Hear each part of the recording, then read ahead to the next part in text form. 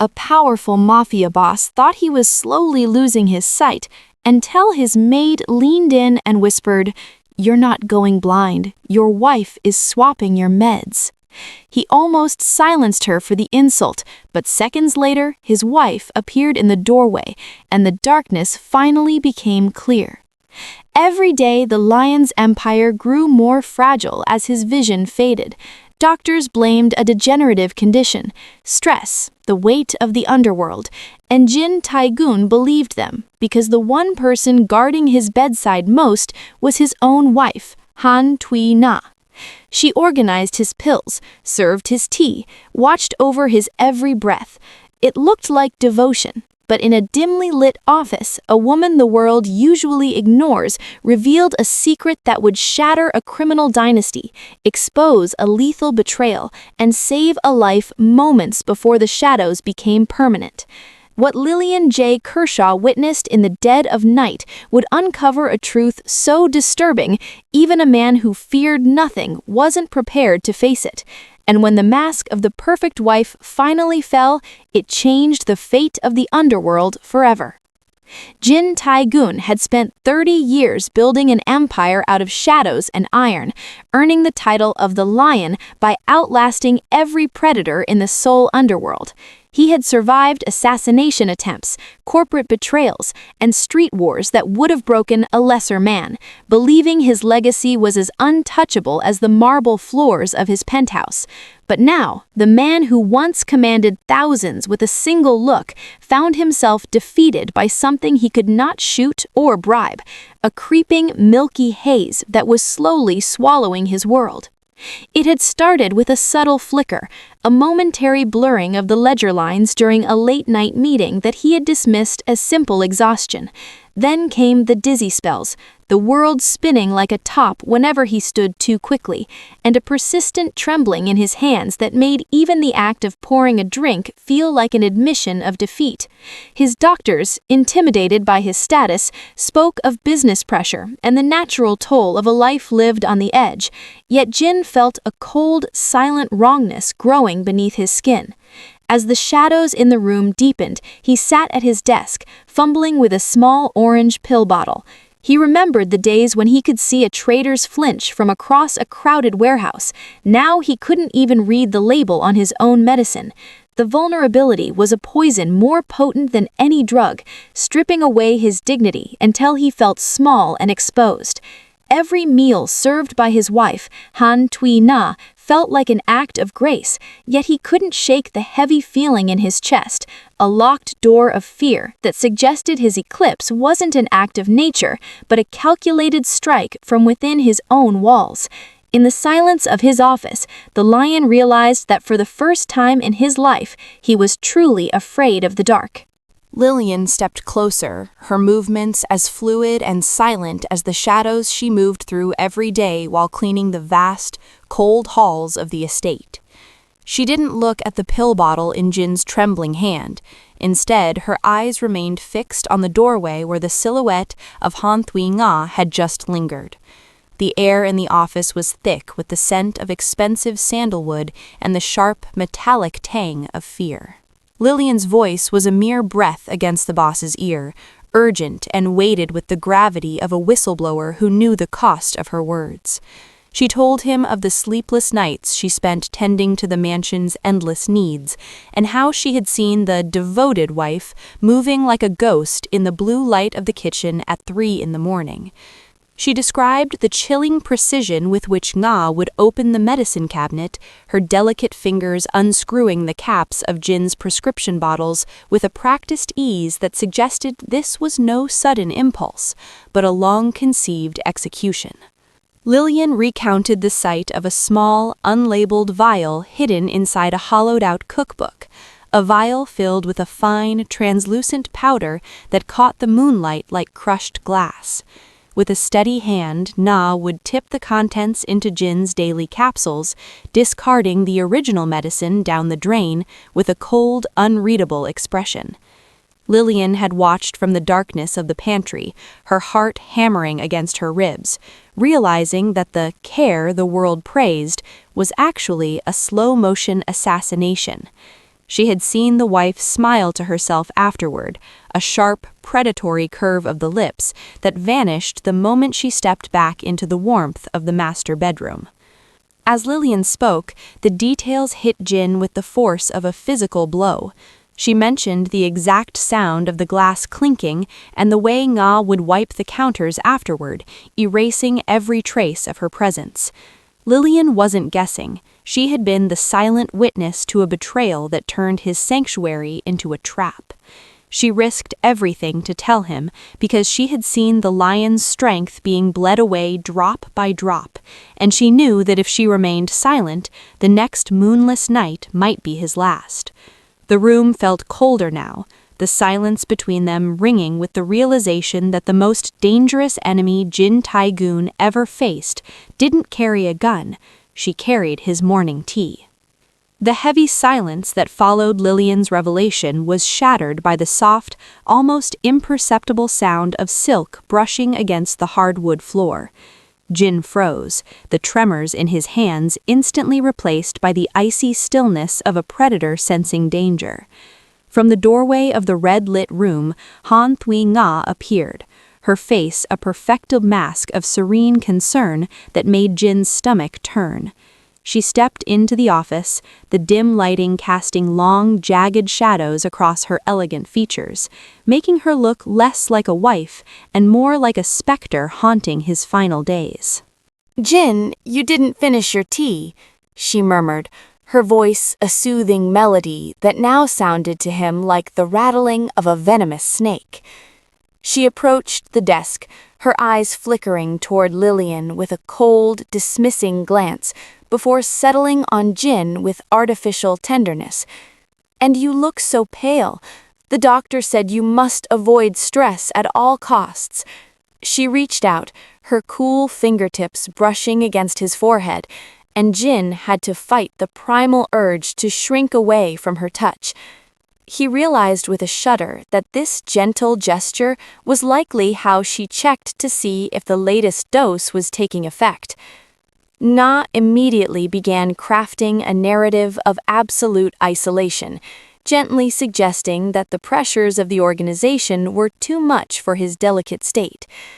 "I've instructed the guards to hold all calls," she said softly, rearranging the papers on his desk to create a sense of orderly entrapment. "Your loyal men will only disturb your rest. They don't understand your sickness the way I do." She stood over him, a dominating force wrapped in designer silk, effectively placing him under house arrest while posing as his only refuge. She was constructing a cage around him, brick by brick, ensuring he saw only her face and took only the medicine she provided. In the red-lit shadow of the room, Jin realized the true horror of his situation. The woman who held his heart was systematically tearing his life apart, and she had made herself the gatekeeper of his reality. That night, the atmosphere in the penthouse was suffocating, thick with the silent weight of a secret that could shatter everything Jin had built. Hours after Nga had whispered her tender, terrifying goodnights and retreated to her own chambers, Jin sat alone in his darkened office, the faint glow from the city lights barely illuminating his desk. His heart hammered against his ribs, a frantic rhythm that felt entirely out of place for a man of his reputation. With trembling hands, he grabbed the small orange bottle of medicine Nga had insisted upon, the same bottle he had taken religiously for months. He didn't take a pill. Instead, he forced the cap off and dumped the contents into a heavy crystal ashtray, staring at the white capsules that looked so innocent, so harmless. Moving with a speed born of desperation, he opened the bottom drawer of his desk, retrieving a small, unmarked amber vial he had instructed his most loyal enforcer to procure hours ago. A harmless vitamin supplement that looked identical to the toxin. With methodical care, he filled his original prescription bottle with the safe placebos, sealing it tightly and placing it back on the coaster on his nightstand, exactly where Nga always left it. He was playing a dangerous game, acting the part of the frail, obedient husband while his mind raced with the cold, calculating precision of a gangster who had just spotted the wire. The next morning, the ritual continued. Ga brought him his coffee and the medicine with a smile that barely reached her eyes. Jin swallowed the placebos, forced a weak smile, and waited. The first day was agonizing, filled with the psychological terror that Lillian might have been wrong, that he was simply accelerating his own death. But by the third day, a miracle occurred. The milky haze that had plagued his vision began to lift, like a thick curtain being slowly drawn back. The edges of his office furniture sharpened. The ledger lines on his desk were no longer a blurry mess. As his eyesight cleared, so did his mind, replacing the haze of illness with a searing clarity. He realized with a surge of cold fury that his blindness was not a tragedy, but a calculated prison. He looked at Ga across the breakfast table, her hand resting affectionately on his arm, and felt not love, but the predatory urge to hunt. The lion was not dying, he was simply regaining his vision, and he was ready to strike back. With his vision fully restored and his resolve hardened into steel, Jin orchestrated his move with the cold precision of a grandmaster. He instructed Lillian to prepare a lavish dinner, a specific multi-course meal designed to evoke memories of their early, happier years, but with a deadly twist. As the sun dipped below the city skyline, casting long crimson shadows across the penthouse dining room, Jin sat at the head of the table, watching Han Tui Ga glide toward him, dressed in a crimson gown that mirrored the blood he was prepared to shed. She looked every inch the devoted wife, her face a mask of serene affection, yet Jin saw only the killer beneath the silk. He complimented her on her radiance, his voice steady and devoid of the frantic edge that had betrayed him just days prior. As they began to eat, the atmosphere was suffocating, thick with unspoken accusations and the clinking of fine china. The plan was set, the placebo had cleared his mind, and now he needed the final piece of evidence to secure her confession. He poured her a glass of wine, his movements deliberate, acting the part of the frail husband regaining his strength while preparing to dismantle her world. Every bite he took was a mockery of her dedication, a silent declaration of war disguised as a moment of domestic bliss. He watched her closely as she ate, looking for the slightest tremor, the briefest flicker of fear that would indicate her conscience was finally catching up to her. But Ga was a master of deception, smiling and recounting trivial details of her day as if she wasn't currently feeding her husband his slow death. Jin allowed the tension to build, holding his breath as the final act of the dinner approached. He needed her to believe she had already won, to feel the intoxicating rush of total control just moments before he pulled the rug out from under her feet.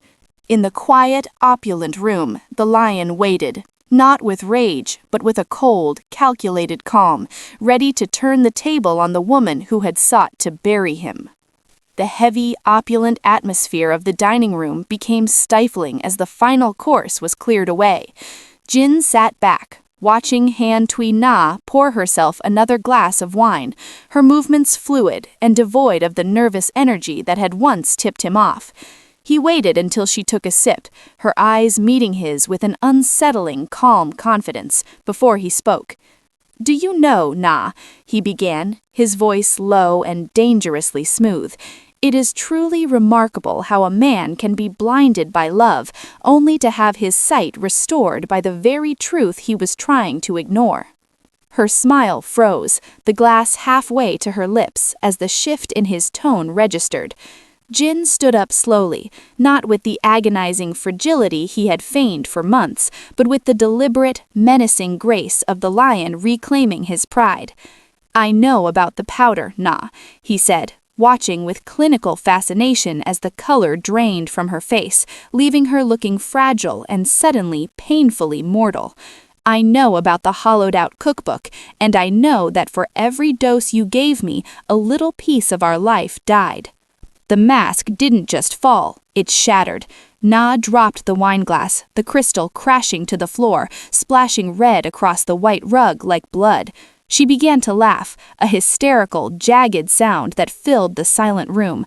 "You were too strong, Jin," she cried, the tears ruining her makeup, exposing the desperate, envious woman underneath the elegant facade. "The organization, the deals, the power. I wanted a piece of it, but you never shared.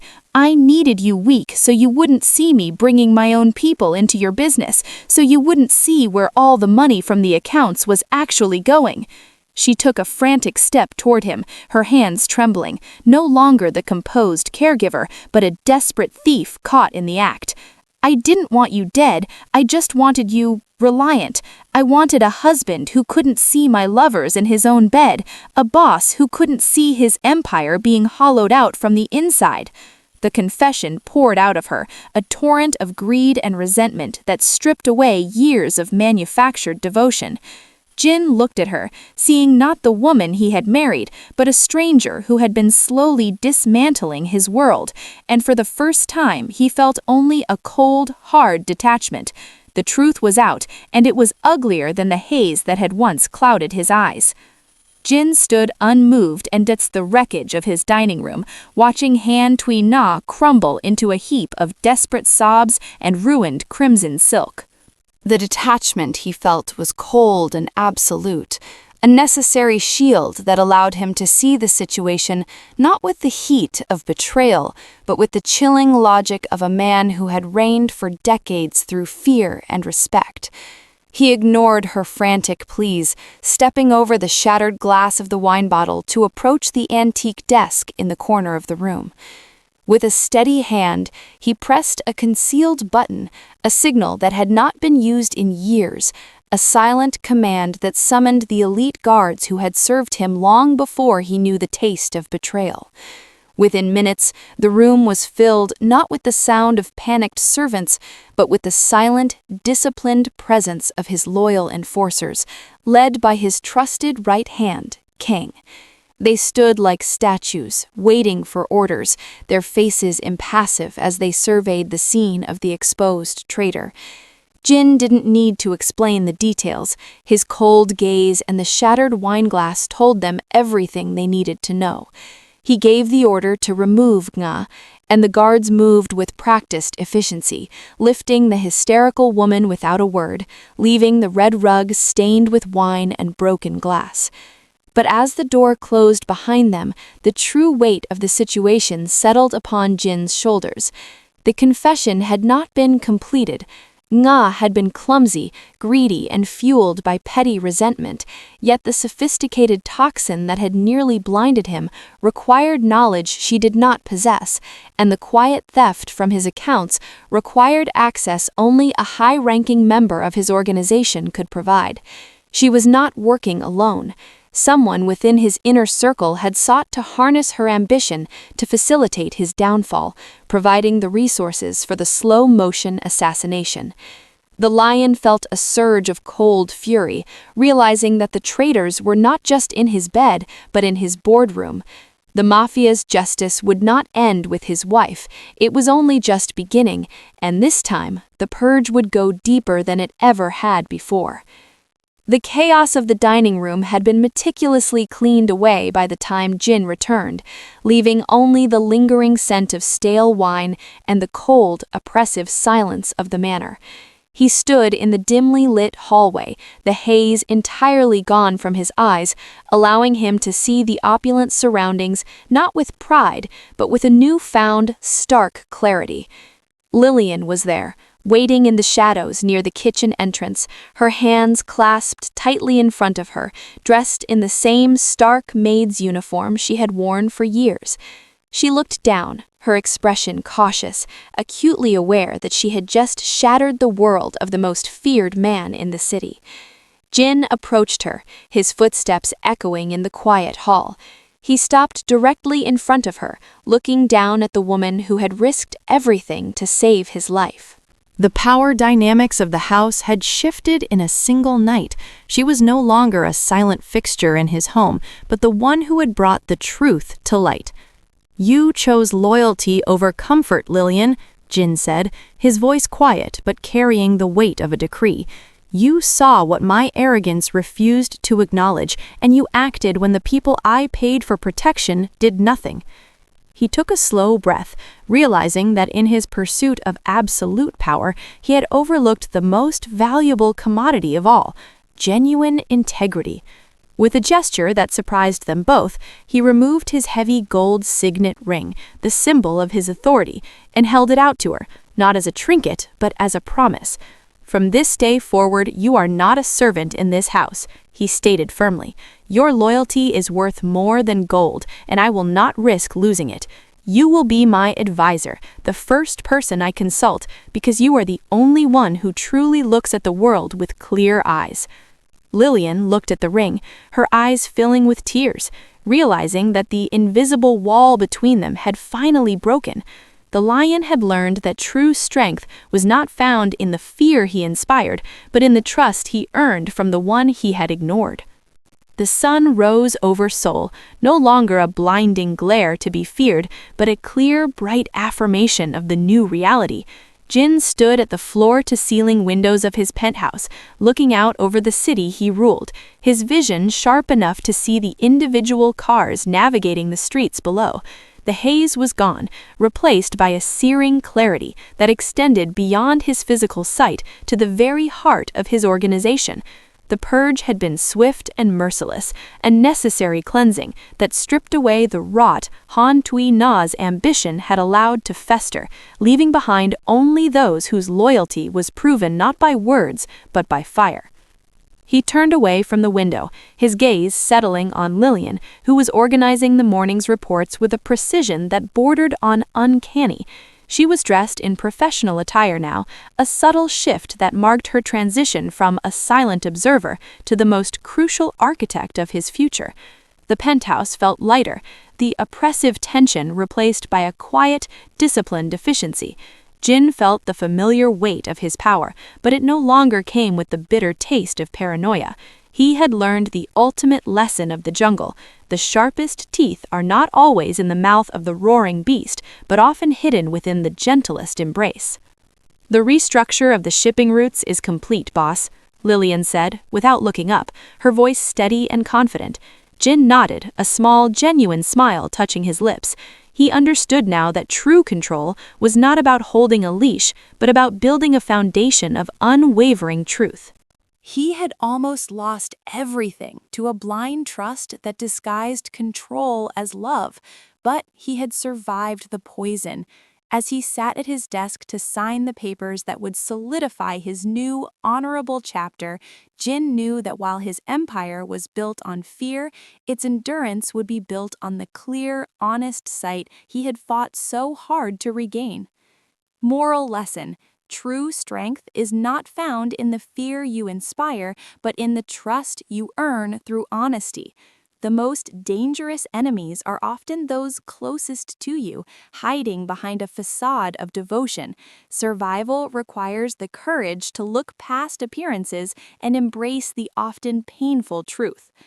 If that twist caught you off guard and you want more stories packed with betrayal, power plays, and shocking secrets, make sure you subscribe.